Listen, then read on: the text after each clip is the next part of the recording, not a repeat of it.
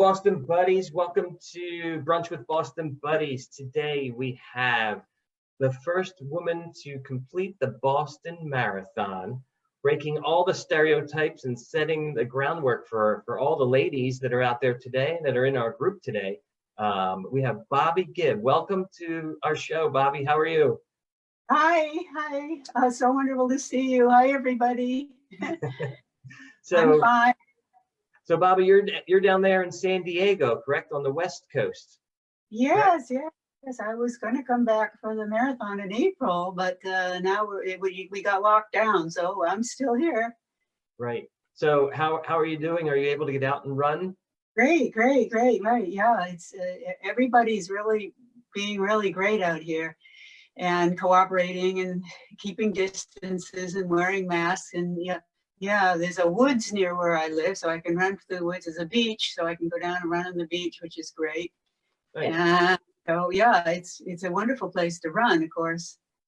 Are you finding it's more crowded with more people out there that you didn't see before?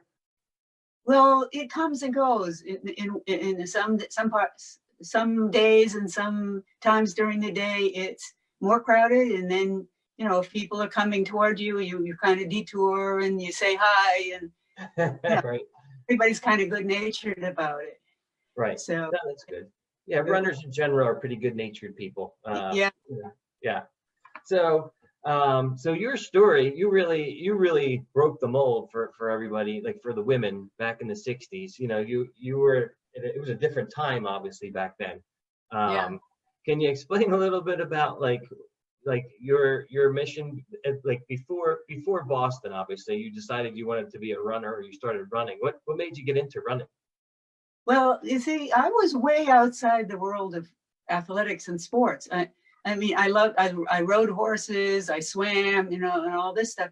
But I loved to run from ever since I was a little kid. I mean, as a toddler, I would run. I just loved running. I loved the world whirling by. I'd see a field of green grass, and I feel this upwelling sense of joy, and I just tear across the field, and I just love to run. And so most of my little girlfriends stopped running at a certain age, but I kept on running. And so I was living in Winchester at the time in Massachusetts. It was about 8 miles from Boston, and there's a huge woods near where we live, the Fells Reservation, and I would go up there. We lived about 2 blocks away from that, and I would go up there with the neighborhood dogs. That was back before the leash laws, and there was about half a dozen great big fluffy neighborhood dogs, and so the dogs and I would go up and run in the woods, and I'd run, and it was like a magical place. It's this beautiful place of living things, trees, and this miracle of life all around me. And so I just loved to run. And then, but I didn't know about the marathon at that time. And were you on a team? High school teams or anything like that? You were just out running? Yeah, I was just out. They didn't have running for girls in school. We didn't have a track team. Girls didn't do track. They played tennis, but they didn't, in half court basketball, but they didn't have any kind of track or field. It wasn't like today. It was completely different. Women were very, very constrained in those days, very limited in what they could do. And I could see this coming as an adolescent. I could see my mom, who was a very intelligent and beautiful woman, and she had given up her dreams of being a writer. She wanted to be a reporter.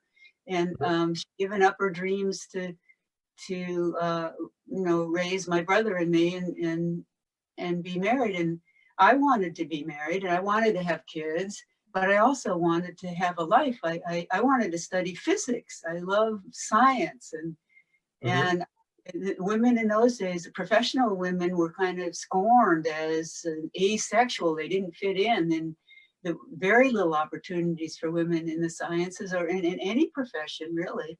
So I could see this coming down the line. It was very much like Pride and Prejudice.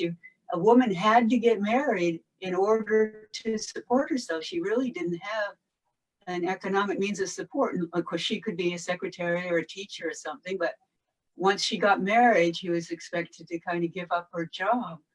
So it's very, very different. It's almost impossible to to imagine how it was now. We had to fight really hard to change things. Yeah, it's not even that long ago. Like it's hard to believe. Yeah, it's actually hard to believe, but it's obviously true. Yeah. Yeah.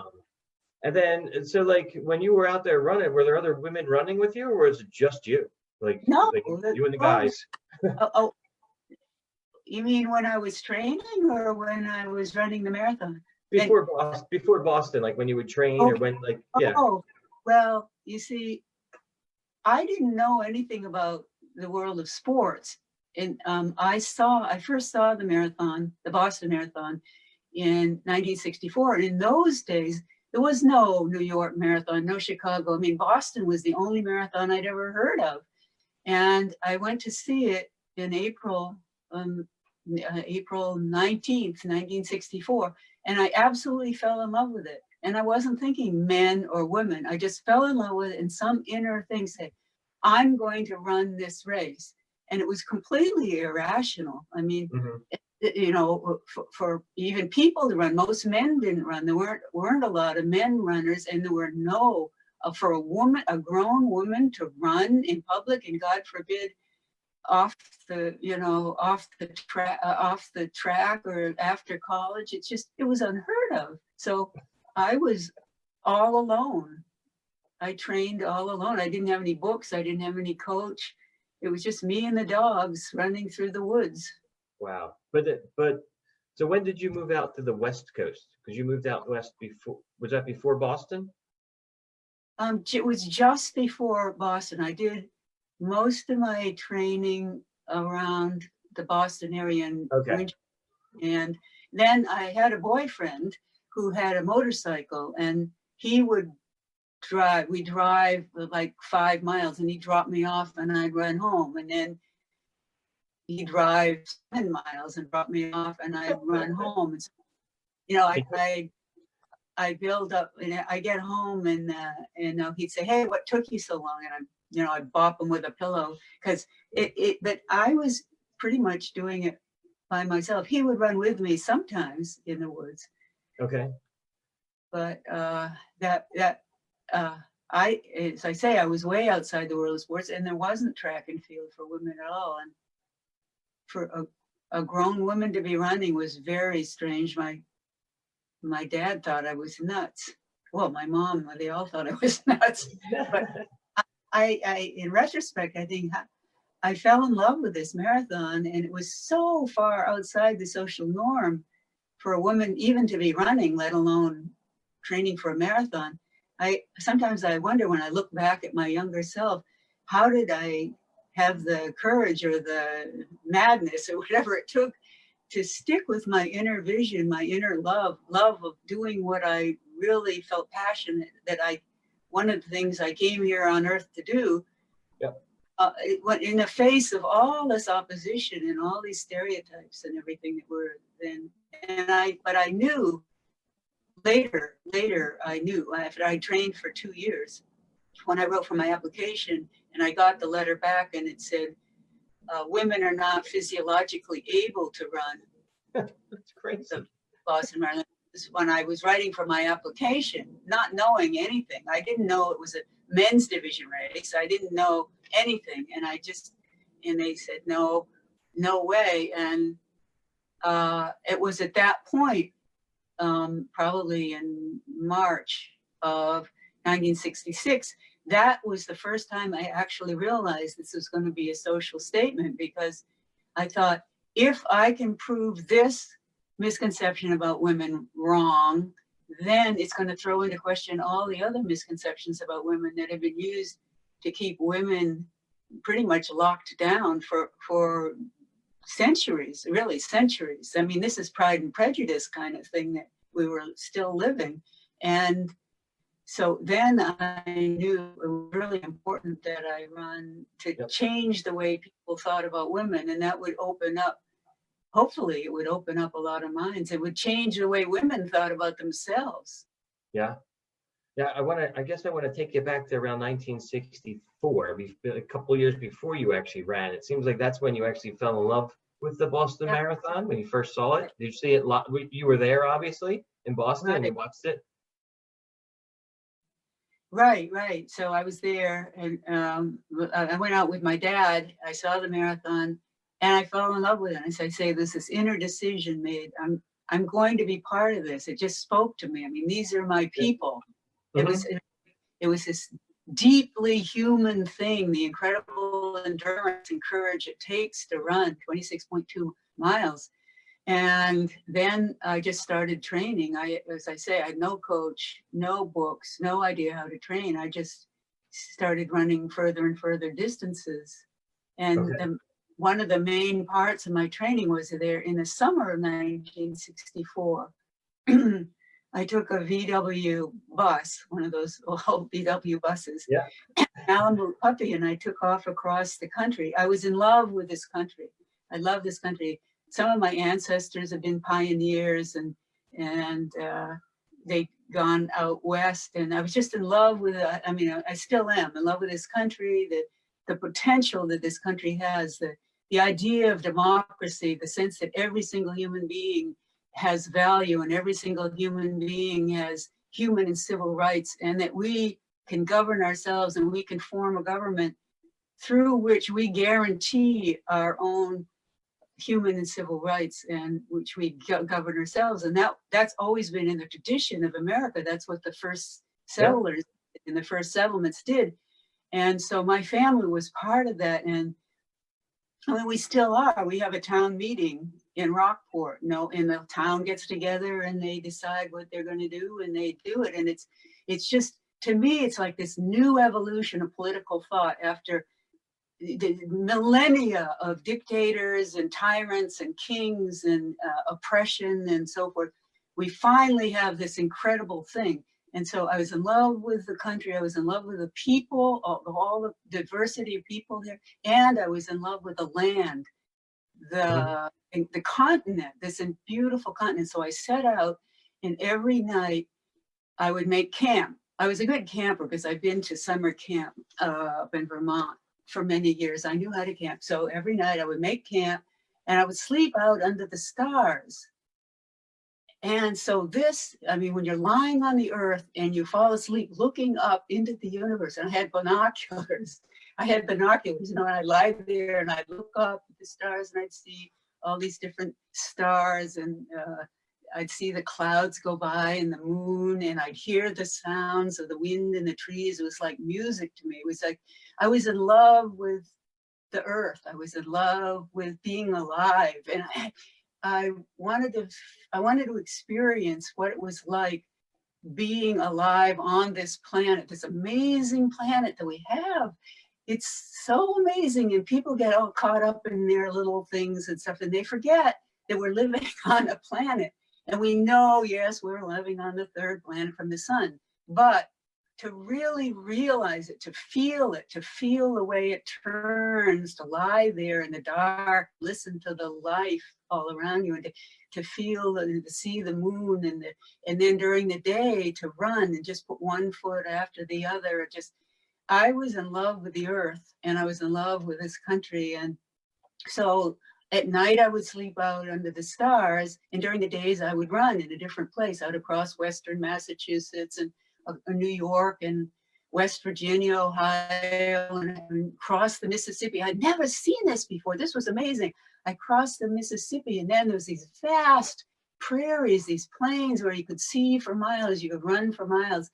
And it just blew my mind. It was so beautiful. I'd lie in the grass in the prairies, and I'd listen to the wind in the grass and the way the way it kind of moves. To me, it was just the most beautiful thing I'd ever seen. I was pretty much alone except for my dog. And then I would stop at truck stops and I would talk with waitresses, and I'd talk with the people all the way across the country. Such amazing people in this country, all different kinds, all different political persuasions, all different religions, but all sort of loving each other and getting on and having their disagreements, but working it out. And so that was the way I went across the country and out to the Rocky Mountains. And that was incredible. I could see the Rocky Mountains on the horizon, getting closer and closer and closer. And then running on the mountains, running up and down the mountains and sleeping out at night in these huge, great forests. It was so amazing. And then over the mountains and then over the Sierras.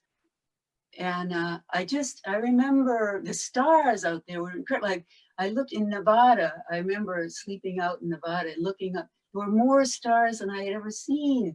I mean, there were more stars than dark places. It just blew my mind away. Like, Yeah. What is this doing here? How did he get this? Why bother with all of this existence? Why not just one big void? I mean, why is it all here? Why and how? I mean, millions and millions of atoms and molecules, and Ambi always laughs at me because I'm talking about the atoms and molecules and photons and all of this stuff. It just is, it's like, it always has amazed me ever since I was a baby. Like, wow, this all exists. And the more I learned about it in science and the more I experienced it in life, the more amazing it seemed. And so it was kind of a spiritual journey. I was following this sense of love that I had even as a child. I remember being out in Watertown under the chestnut tree, this love, this wonderful, this sense of love, that all this is coming from a huge, vast love that's beyond our understanding. And we don't know, we make up these stories about it, you know, whether it's science and the Big Bang or, you know, religion and all the stories we tell, and we get a feeling of it, but we really don't know. We have no idea why it's here or how it got here. It's just a miracle beyond all. And so, and it's coming out of this amazing, vast love that when you tune into it, your whole life is changed. You feel it all around you. I mean, even here with you, and you know, it's everywhere. And so this is what I was following as I went further and further west, and then into I went over the mountains and into San Francisco, and there was the Pacific Ocean and redwood trees. And I spent the last night on Stinson Beach, north of San Francisco, and I went running down the beach and I leapt into the water, and you know, these huge Pacific waves washing over you and stuff. And that was an incredible journey, but that was the core of my training. That was how I trained for the marathon. Run across the country. Right. Yeah. Exactly. Wow. How long did it take for you to go from one end to the other? I think it was about 40 days. I left at the end of July and I got back in the middle of September. Okay. And then I started, because I had to get back to school. I was at Tufts University. Okay. You know, studying physics and biology and mathematics and all that, and art. I was also taking courses at the Museum of Fine Arts School. That's where I was studying sculpture. So I had to get back for that. And that's a whole nother story about how, you know, the trip back, but I won't talk about that now. It's in my book. I wrote a book about all this. So, but yeah. That just sounds amazing. It just sounds like a great journey. You know, as I don't know, personally, I've always dreamt of doing that same thing, you know, just drive across the country and just kind of go out and see the world. And we're gonna do something similar to that this fall. So I might need a bus mate if you want to do the drive again. We're gonna do a relay across the country. So you start in Boston, and then about every 10 miles you hand the baton off to the next runner, and we're gonna go all the way over to Santa Monica Pier in California.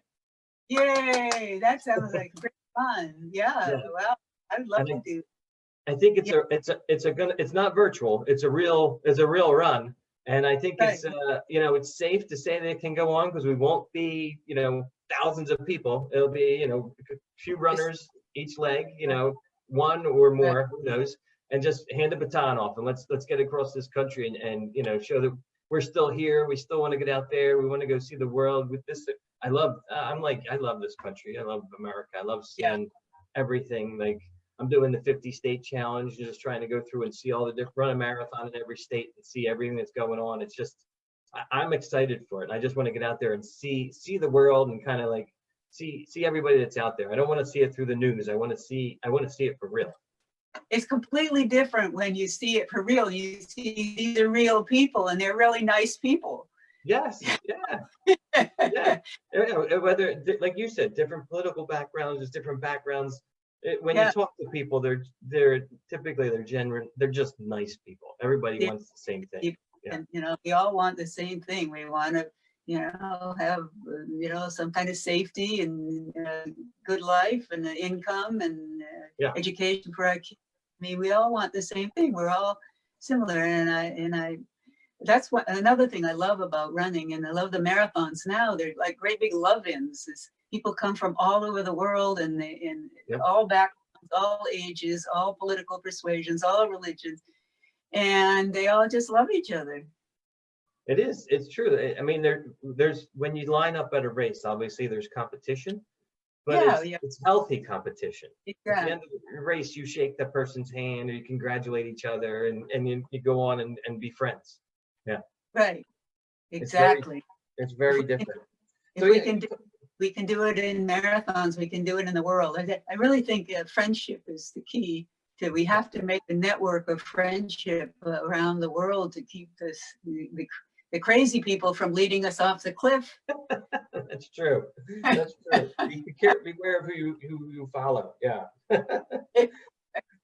So you brought up you've written a few books. The first book that you I guess the book that starts your journey from 1964 to 1966 is Wind in the Fire, correct? You have that Wind in the Fire. So yeah, that kind of goes through your journey of training and leading up to Boston, correct? Yeah, that's the 2 years I trained for the marathon and went across the country, and the whole thing, personal journey. Yeah, Okay. but a lot of my thoughts and ideas in here too, and I wrote those in italics. So people who want just the story can skip the italics, and people who want to know what I was actually thinking can read the italics. Okay. No, but that's what we want to know. We want to know what you were thinking. Yeah, like that. Yeah. Surprise. I'm surprised myself sometimes. Well, just the story that you just told right there, I'm seeing comments, it's just a different perspective, and people like this. People, you could change somebody else's perspective just by saying what you were thinking, Well, as I'm making a film. That's one reason I'm glad I'm in California, because I'm working with some people up in LA, and we're actually going to make a film about this story. And I'm hoping that the film itself will help to change people's consciousness, because the way I see the cinematography on this film, it's almost through the artist's eye, or through a magical or spiritual eye.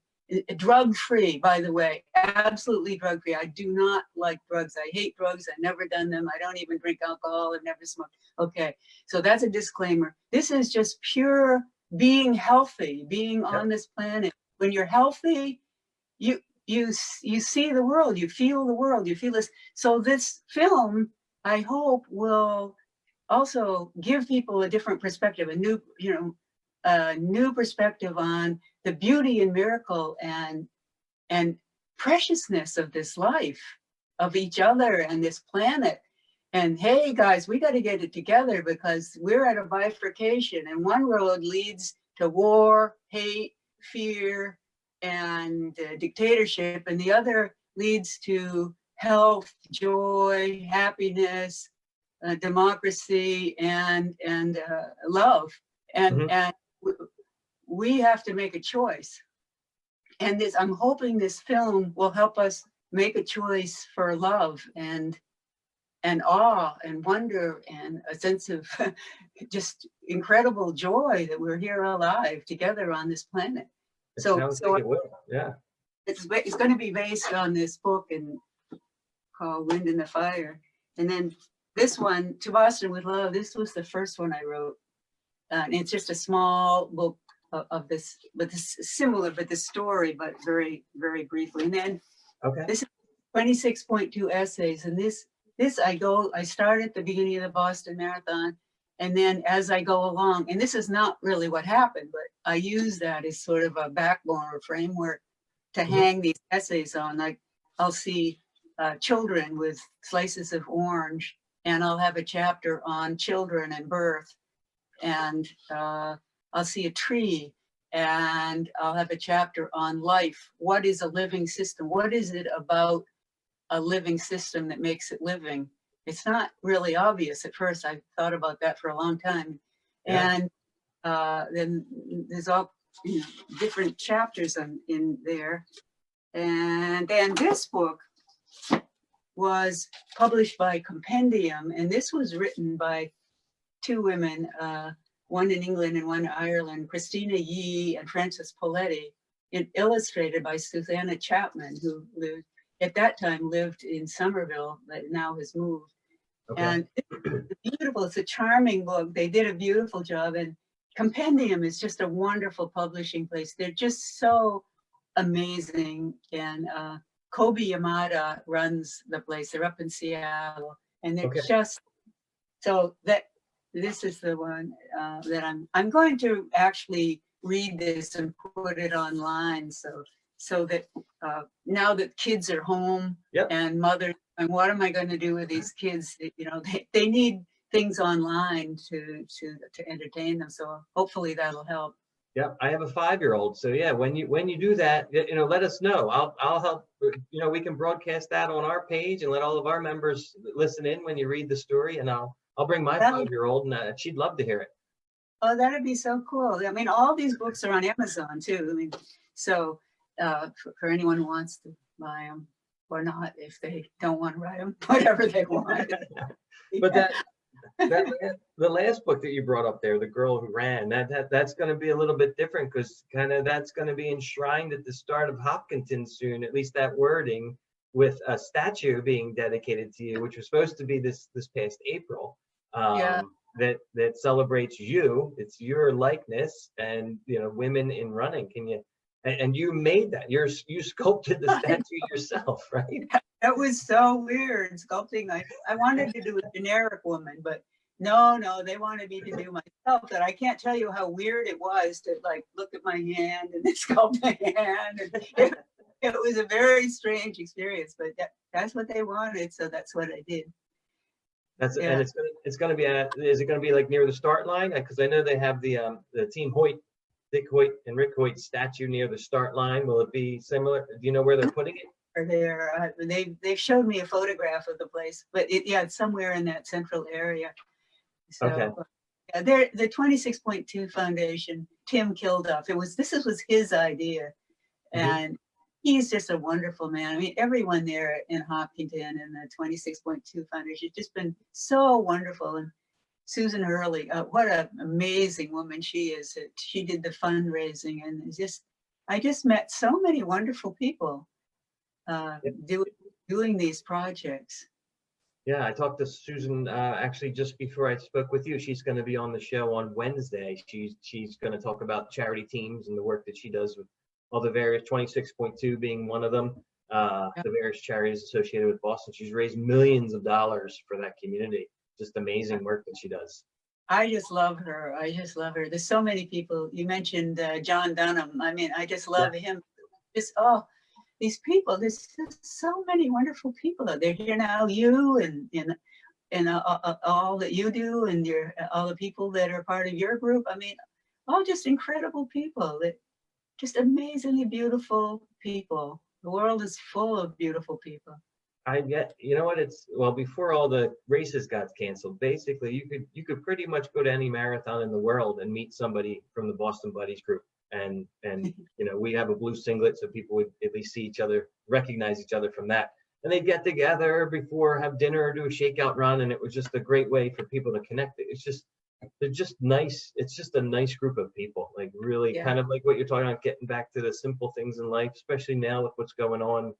You know, we're not all working, you know, or at least we're working from home. And we can, you know, there's more people doing things with their family. It seems like they're going out for walks because you can't go anywhere. So people are paying a little more attention to the family, and it's actually good to see. Hopefully it lasts. It is. We cut down to bare essentials, and I must say, the air is cleaner than it's been in decades. Yeah. Without the people are less stressed without, you know, commuting an hour each way every morning. Right. So I must bring up, obviously, 1967, right, was the first year that you ran the marathon, the first woman who ever ran the marathon. But obviously they didn't give you a bib. You know, Jacques Semple was the race director, and women weren't allowed in his race. But you didn't care, and you bucked the system, and you just went there and hid behind the bush at the beginning, and then just kind of went out. Can you explain kind of what was going through your head at the start of that race? Well, actually, my first run was in 1966. Okay. And I had written for my application, and they had refused me. And that's when I realized it was going to be a social statement. Up until then, I was just running because I was in love with the Boston Marathon. And I didn't even really comprehend that it was an athletic event. I never heard of the AAU. I never heard of the AA. I just thought it was a bunch of guys who got together in Hopkinton and ran to Boston. And all I knew was I wanted to be part of it. It was then when I wrote for my application, and that was a men's division race because there were no marathons for women because no one thought a woman could run more than 1.5 miles. And they weren't allowed to run more than 1.5 miles. Now, women themselves didn't even know they could do that because if you're not allowed to do something, how can you know that you can do it? So there was like this catch-22. And because I was so far out of the system, I was coming in new. And so, as I said, that's when I realized it's going to be a social statement. Yep. And I took a bus. I was then living in San Diego. I took a bus all the way back, got here the day before the race. And I knew I was doing something I wasn't supposed to do. I thought maybe I was going to be arrested. Maybe I didn't know what I was getting into. And I was wearing, as you know, the black bathing suit, my brother's Bermuda shorts, and new boys running shoes. And I had a blue hooded sweatshirt. So I figured, well, what I'll do is I'll get into the race and then just kind of see what happens. Okay. And so my dad thought I had really gone nuts, that I was delusional, and I thought I was going to run. My mom drove me to the start or out to Hopkinton, and then I ran around Hopkinton looking for how I was going to get into the race. I could see the other runners and so forth. I said, how am I going to get into this? I knew if they saw me, they'd keep me from running, and then I wouldn't be able to prove what I'd come there to prove. And so I knew it was very important that I not be stopped. And I didn't know if the police were going to stop me. I didn't know anything. Maybe I'd be arrested. I knew I was not supposed to be doing this. So then, so I found a little hollow with bushes, and I thought, well, here I can hide, and I'll jump into the middle of the race, and we'll see where we go from there. I didn't know how people were going to react. I didn't know anything. I was going to and then I went out behind some buildings, and I was running back and forth for about 40 minutes, warming up. I probably would, by the time I got to the start, I'd probably already run three or 4 miles from the time my mom dropped me off all the way around and so forth. And so as the time grew closer, I returned to my little hideout there, and then starting going. I waited till about half the pack went by, and I jumped in, and I didn't know what was going to happen at that point. And then I've said that, I'm sure you know the story. The guys behind me studying my anatomy from the rear were saying, "Oh, is that a girl? Is that a girl?" And it didn't take them very long, I have to say, just a couple of minutes to figure this out. So I smiled, and I turned around. I knew I had to keep it upbeat and to keep it positive and non-threatening. And I smiled, and they asked me if I was going to go the whole way. And yes, I'm going to hopefully go for the whole way. And then later, a few miles later, I said, I'm really getting hot, and it's, with this sweatshirt. If I take it off, they see I'm a woman, I'm afraid they'll throw me out. And the men said, we won't let them throw you out. It's a free road. And wow. So I didn't have a number because it was the men's division race. And of course, no woman is qualified to run in a men's division race. That would have been really against the rules.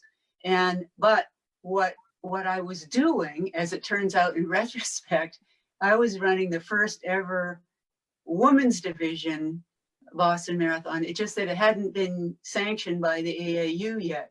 So right. I was running my women's division race, and the men were running their men's division race, and we were all together having a great time. And they were very supportive. We talked, and one of them said, "Gee, I wish my wife would run." And so it worked out really well. And then I ran all the way, and they got to Wellesley. And of course, the Wellesley in those days, they came into the street and they made a tunnel by arching their arms together. It was a breach tunnel, and you had to go through. You had to kind of go down and go through. And so I got to Wellesley, and they knew a woman was coming because Diana Chapman Walsh, who later became the president of Wellesley, was then a student. And so she writes, in 1996, she wrote of her recollections of 1966. And she said they all knew I was coming, and they were waiting and they're waiting. It was being broadcast on the radio, and the reporters were now, following along. And so it was being broadcast on the radio till they knew I was coming, and they were looking and looking. And then when they saw me, they let out this scream. I mean, amazing decibels, a scream, and they were all yelling and cheering, and some of them were, tears in their eyes, and one woman was going, "Ave Maria, Ave Maria." It was like, it really changed the way people thought about women. It was amazing. And I ran all the way into Boston, and my feet were killing me. So the last couple of miles, my pace really dropped off. Up until then, I was pretty much on a sub 3-hour marathon pace, a little, but the last few miles, my feet were just killing me. I was tiptoeing along. I didn't know whether to take off my shoes or what. It was just so painful to keep going. But finally I got to the finish line, and the governor of Massachusetts came down and shook my hand. He knew I was coming in. And then the reporters all closed around me and took me over to a nearby hotel, and they were asking me about what I was doing and so on and so forth. And then I took a taxi home, and I got home, and there were cars all up and down my street. And I said, "Gee, well, I wonder what all these cars are. Somebody must be having a party." And I get to my house. They're all in my house. There's dozens of reporters at my house. And my poor little parents, who thought their poor demented daughter was going over the edge, were standing there. My poor parents standing there, and the phone is ringing. "Congratulations on your daughter. You must be very proud," and all this. So my parents were really proud of me, and they had their picture taken with me, and I put my arm around my dad's shoulders. "We knew she could do it." It's those Gibb legs, Dad. It's those Gibb legs. He's very athletic. He was very athletic in his days. So Gibb leg. So, and then it was front page headlines the next day. Hub Bride runs, first gal to run marathon. And so that was where I was telling you, I was described as a shapely blonde housewife who ran the marathon. And so that was 1966. And then in 1967, I came back and ran again. And by that time, I was enrolled at the University of California in La Jolla, I was majoring in philosophy, minoring in math, and I was taking all my pre-med requirements. So I was taking a heavy load of science and math. And so I hadn't trained as much. I was kind of floating on my training. I would run up and down the beach and so forth, but I was kind of floating, but there were still people who still couldn't believe that a woman could run a marathon, because when you change somebody's worldview that radically, it's like they have a certain idea of reality, and then suddenly something comes along that doesn't fit that picture. It's a small trauma. I mean, they're not going to let go of their beliefs right away, and so it takes them a while to reconfigure exactly who they are in this new world. And we see that now more than ever. We see that now. I mean, over and over again, we see people breaking these stereotypes. And so I knew I had to run again, but so I flew home this time, and my parents took me to the starting line, and it was all great. And I stood at the starting line. They interviewed me. I was right at the starting line, open. Of course, I didn't have a number because it's a men's division race. women's division race. This is the second year running of what we now call the Pioneer Women's Division race. This is the second year of that. And there were no numbers because it wasn't an accredited race yet. And so, but I also had the flu. I was really sick. And so this time I started right at the start. The gun goes off. I wait till about half the pack goes because I don't want to interfere with the front runners. And I start running. And after a certain time, I don't know whether it was half an hour or 45 minutes or something, I couldn't breathe. I couldn't breathe because I had this flu. I couldn't breathe. And I actually lay down on somebody's lawn. And I remember that moist, cold lawn of April. You know, and I was lying there, couldn't breathe. And they were about to call the ambulance and everything. And somebody was trying to reach my dad. And then suddenly, whatever it was, just let go. And suddenly I could breathe again. And after, I don't know, 20 minutes or so, I leapt up to everyone's surprise and finished running the race. And then when I got to the end of the race, again, there were reporters there and so forth. But it was not the big thing that was the year before. And it was not headlines. It was back on the sports page. And then I read the sports page, and to my utter surprise, there's a picture of this woman in a sweatshirt who had a number, and there's a picture of Jock Semple trying to grab the number off. I said, oh God, this is just what I wanted to avoid. This negative, confrontational kind of thing is not, because in all fairness, in 1966, they were already talking about changing the rules to allow women. And there was an article in one of the papers that said the representative from the AAU in New England had proposed that they change the rules to allow women to run the marathon, because it was all this big positive thing. Now there was this negative confrontation. I said, they're never going to allow women now, because it was such a negative thing. And poor Jock was trying to get this illegal number, because what people don't understand is that when there's an unqualified runner in a race, that race could lose its accreditation. And Jock Semple lived for the marathon. This was his baby. And now the accreditation of his race was being threatened, and all the running times of the men were going to be negated if the race lost its accreditation, if there was an unqualified runner. So he was trying to get that illegal number off her. And in those days, you had to take a physical exam before the race.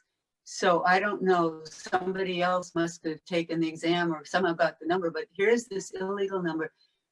Jock sees red. He is just enraged. He's outraged at this threat to his race. So he runs and tries to get the number, and he gets knocked over.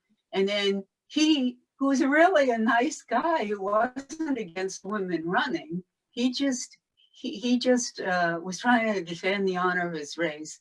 Yeah. And now he's looked at as this bad guy, but he wasn't a bad. He was a sweet guy. I met him afterwards, and he said, my mother was quite an athlete in her day. I don't have anything against women running. They just have to obey the rules. And it's a men's division race. And if they want to run a marathon, they've got to have a women's division race. And in fact, that's what happened later, thanks to the work of Nina Kusik, who took a petition to the AAU to accredit women's marathons, which was approved. And that in 1972, there was an official women's division race, and she, fittingly, Nina Kusik, was the winner of that race. So that's the story of 67. And then I came back again in 68, and I ran it again. And at that point, there were 5 of us women running, all without numbers, of course, in the Pioneer Division race. And again, I finished first that year. So those 3 years, 66, 67, 68, I was the first woman to finish in that Pioneer Division race. And then I had to focus on getting into medical school, and I graduated in '69. I had to figure out how I was going to make a living. And I had other things to occupy me. So, but I figured I'd done what I set out to do, and that was enough for now. Gotcha. Well, yeah, I'd say, starting a revolution of running is enough for one person to take on. How old were you at this point? You were just a kid, basically. Really? I was 23 when I first ran it. Yeah, that's young. That's really young. Yeah, just a kid. That was young. In those days, yeah, though, it wasn't, I mean, a woman was expected to get married and have children before she was 30, because in those days, now we have women having children later, but in those days, you wanted to get, it was the old time ticking away there. Yep. And so, and ironically, the best years for women runners is also the best year for child birth. Yeah. And that's what I did. I did remarry. I remarried, and I had a beautiful child. And I always tell him he's the best thing I ever did. Kids usually are. Yeah. I had my wife had a child at 41. You can have kids later in life these days. It's not. Yeah. It's more frequent than most people would think. Yeah, it really is, and there's nothing wrong with that. In fact, it's fine. But in those days, for some reason, people are living longer, and women are able to have children longer now. Maybe we're healthier. Yeah, I've got some comments from the audience here. We've got Linda Whitehead. She said she got goosebumps from your story when you were talking about going through Wellesley. You got goosebumps. Oh. Hi, Linda. That's so sweet. Natalie Dorset said the same things. The two of them, back-to-back comments. I just got goosebumps listening to your story. It must have been incredible to witness. Oh, hi, Natalie. Thanks. That's so sweet. Thanks. Yeah, like the way you describe things. I got to get your book now, because I could see just the way you're describing it here. Like, it's almost like we're there. Like when you were talking about the women, having the tunnel going and stuff. I would love to. I got to go get your book and read about it. It sounds it's amazing. It literally is history. Yeah. I tend to see things differently. Yeah. Maybe it's the artist in me. Yeah, I don't know, but I tend to see things. I'm sometimes way out in left field somewhere. Well, that's what it takes. That's what it takes to be a leader, or to change people's minds. You got to think differently. If you did everything like everybody else, that's not changing anything. Yeah, my whole goal in life is to make the world better for people, to make a more loving, healthy world. And so that everything I do is in that direction. And I do believe it starts with the way we think. Mm-hmm. It's the way we think. Our consciousness is the key. And then once we get our consciousness straightened out, and begin to expand into these new ways of thinking, of opening our hearts and minds, then it becomes actualized in the world. So that's always what I've been doing, is that to find that pivotal point of consciousness that can open people's minds and hearts to a new way of thinking. Yeah, and you're not confrontational. You're not confrontational about it, and you're leading by example and just saying, hey, this is how it is. This could be better. And I love people. I love people, all different kinds of people. I mean, I don't care what, it's who you are inside that matters, not what group you belong to or anything else, or how much money you have or anything. It's who you are as a person. And that's exactly what I love about people. Yeah, that's such a great story. Well, I hope you can join me on this cross country journey in the fall. maybe hopefully I'll get to see you. Yeah, let's stay in touch. Maybe we can do something. That'd be so fun. Definitely. Well, it's supposed to. Right now, I've got it scheduled to start the day after Boston. Hopefully, Boston happens. You're gonna be in Boston this year for the statue ceremony, if it happens, correct? Yeah, if it happens, I'll be there in the unveiling of the sculpture and for the marathon. Great. Are you running it this year? No, no. I still run an hour or two a day, but uh, to train for a marathon takes a lot of time and Yeah, energy, and I'm just so busy doing other things. yeah, yeah. I kind Well, of did that, I've done that a number of times, and so I'm kind of on to other things. It's sort of in my mind. Maybe I could like run it again someday, but it's a huge commitment of time and energy. I don't know. I just have to see. well, you did it for the 50th anniversary just a few years ago. That was, not too many people can say that they ran a marathon 50 years apart. I in 2001 I ran it to raise money for research on ALS. Yes, yes. Actually, yeah, we have a bunch of members actually that do raise money for the ALS Foundation. We have Craig Williams is one of our members. He lost his brother to ALS, so he raises money. We always support our charity runners in our group. We try and do Yeah, whatever we can to help them raise money.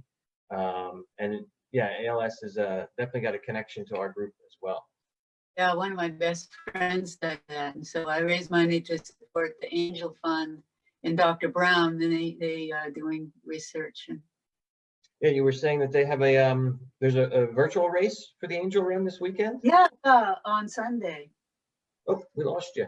Uh, we lost your camera. We still see, we hear you. We can't see you. I don't know. I've got a sort of a rectangle in the middle of the screen, but yeah, it's on Sunday. We're doing a virtual race to support Dr. Brown. He's doing incredible research. He's an incredibly intelligent, compassionate. And Uh, it's the Angel research. Fund. Yeah. If we search for Yeah, Angel Fund, we'll find it, I it, assume. it's a Harpoon 5 miler, Harpoon and, 5 miler. Okay. that's hopefully I'll be out there running with them, or Okay. not virtually with them. Okay. We take I will share the link on our site so people can join you if they would like. Okay, that'll be great because we take photographs of where we're running and then share them with each other, and it's going to be a fun thing. Yeah. Well, I really hope to meet you in person one day and get a run with you and kind of get a different perspective on life just by chatting with you. I'm sure I could learn a lot. So I Yeah, really appreciate all of your time today. And this was so much fun. Maybe I could have you back on because there's a ton of stories I know that you have to tell. yep. My audience, I can tell by their reactions, really love listening to your stories. And you really are a pioneer in this sport. And, if it wasn't for you, none of these women in this group would be able to do what they do today. So thank you on behalf of the women from our Well, group. thank you too, and it's lovely meeting you, and I'm really looking forward to staying in touch and getting together. Definitely, definitely. All right. Well, have a great day, Bobbi. Thank you so much. Yeah, Bye thank you, and to all your friends and people in your whole group there. bye. All right. Thanks, Bobbi. Bye bye. Okay, bye.